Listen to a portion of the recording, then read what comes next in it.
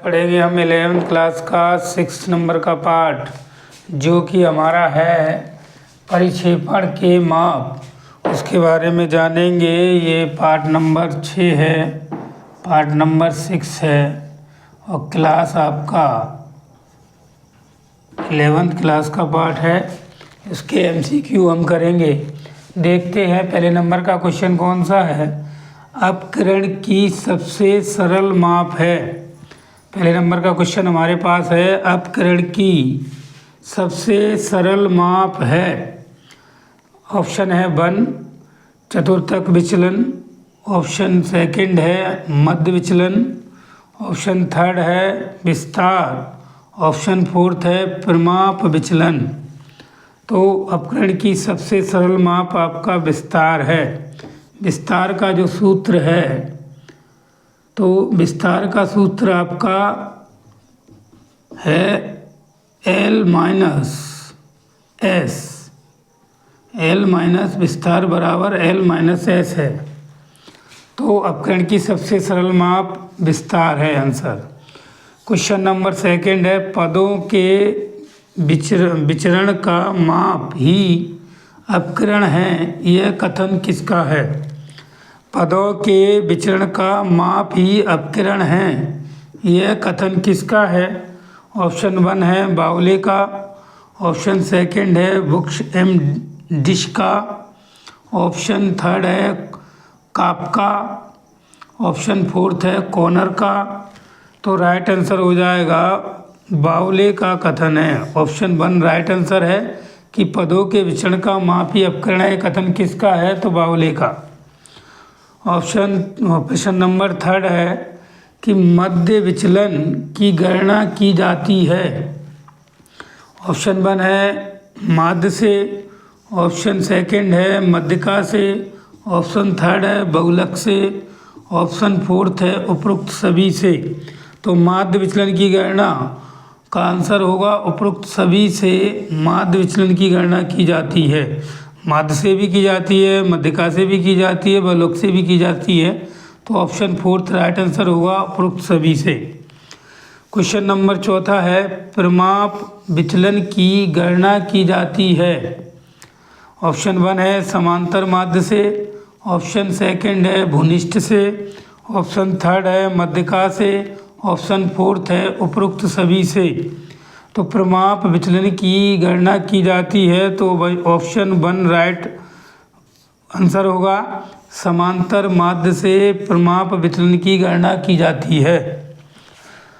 Question number 5 है, 300, 310, 308, 210, 330 एवं 400 इसका विस्तार है।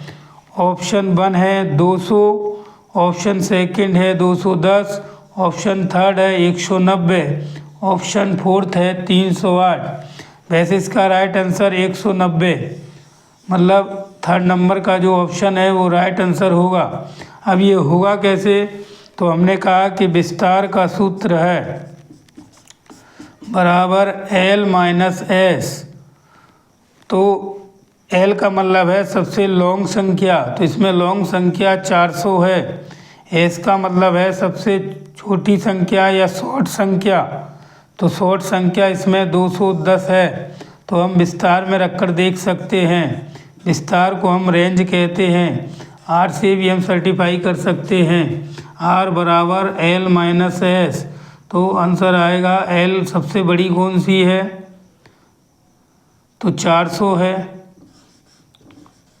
सबसे छोटी कौन सी है, 210 है। तो 400 में से 210 गई तो बराबर 190 आएगा, इसलिए इसका थर्ड ऑप्शन सही होगा 190। अब हम पढ़ेंगे एक वाक्य। देखते हैं एक वाक्य में परिक्षेपण के माप हम पढ़ रहे हैं, पार्ट नंबर 6 पढ़ रहे हैं, 11th क्लास पढ़ रहे हैं और एक वाक्य पढ़ रहे हैं। उसका पहला क्वेश्चन हम कर रहे हैं, अपकरण की आदर्श एवं वैज्ञानिक माप किसे कहते हैं। अपकरण की आदर्श एवं वैज्ञानिक माप किसे कहते हैं, तो उत्तर है परिमाप विचलन को हम अपकरण की आदर्श एवं वैज्ञानिक माप कहते हैं। क्वेश्चन नंबर दूसरा है 150, 180, 100, 120, 200 का विस्तार क्या होगा।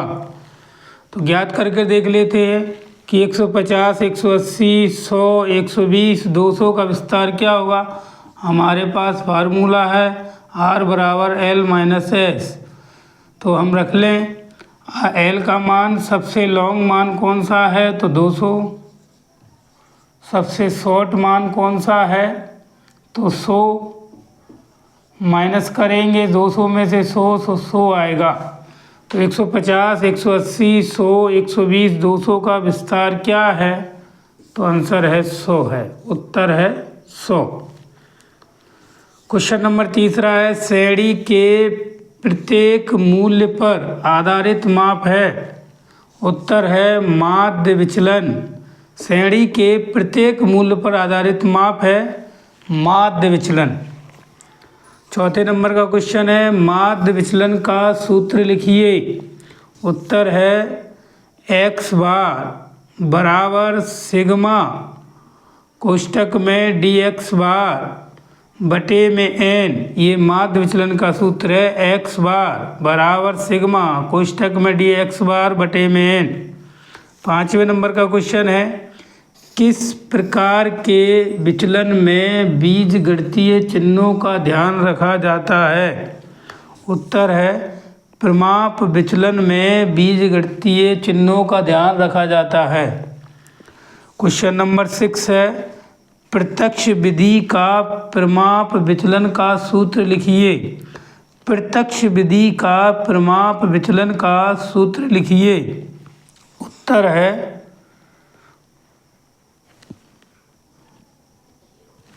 0 बराबर अंडररूट सिग्मा डी स्क्वायर बटे में n। प्रत्यक्ष विधि का परिमाप विचलन का सूत्र है 0 बराबर अंडररूट सिग्मा डी स्क्वायर बटे में n। ये आपके एक वाक्य अभी और भी है जो आपको कराएंगे। इससे पहले आप हमारे चैनल को सब्सक्राइब करते रहे तो सब्सक्राइब करें जिससे आपको अच्छे अच्छे वीडियो मिले। और देखते हैं आगे के क्वेश्चन। नंबर 7 क्वेश्चन है किसी श्रेणी के विभिन्न पदों के निरपेक्ष विचलनों का समांतर माध्य क्या कहलाता है। किसी श्रेणी के विभिन्न पदों के निरपेक्ष विचलनों का समांतर माध्य क्या कहलाता है। उत्तर है माध्य विचलन कहलाता है। 8वें नंबर का प्रश्न है अपकरण मापने की एक प्रमुख विधि। तो उत्तर है विस्तार। विस्तार को हम रेंज भी कहते हैं।